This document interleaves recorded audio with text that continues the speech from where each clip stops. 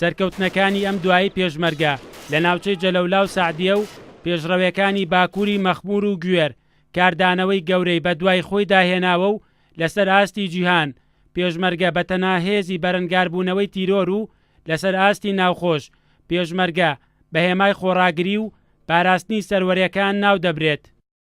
دەستخۆشی لە هێزی پێشمەرگە دەکەین بۆ ڕزگارکردنی سعدیە و جەلەولا و هەروە دانانی ئاڵای کوردستان لەسەر چیای حەمرین.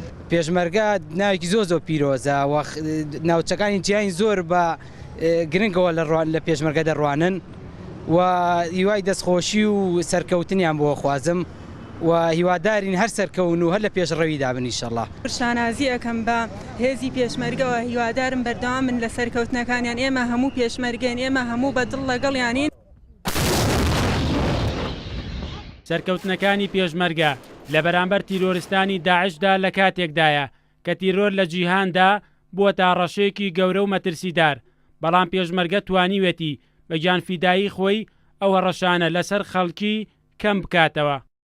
پێشمەرگە نەبووایە ئێمە یعنی نەئەتوانین شەو بنوین، نەئەتوانین هەستین دانیشین هیچ شتێ بکەین، پێکەنینمان نووسنمان هەمووی پەیوەندە بە ئازایەتی و سەرکەوتنی پێشمەرگە. لە ڕاستیە سەرکەوتنەکانی جەلەلا و سعدیە بوونەتە دەواازەیەک بۆ ئازادکردنی ناوچەکانی گوێر و دەوروبەری مەخمور. لەو ڕانگەشەوە جاری کە سپاسیانەکەم و ئەگەر پێشمەرگە نەبێت لە ڕاستیە وەزعی میلەتی ئێمە خراپ بێت و تێگەچێت بۆ بەڕی وەرە بەرزیەوە لە ئامادەباشییان هەتا پێشمەرگەیشی ماوێ لەم خاچی کوردستانەیە جارێککە داعش ناتوانێت بێتەوە ناو خاچی کوردستان.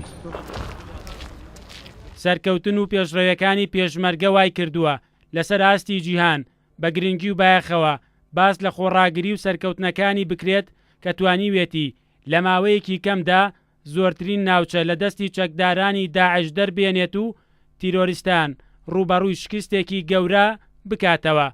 بەریانە بڵا کورسات نیوز سلێمانی.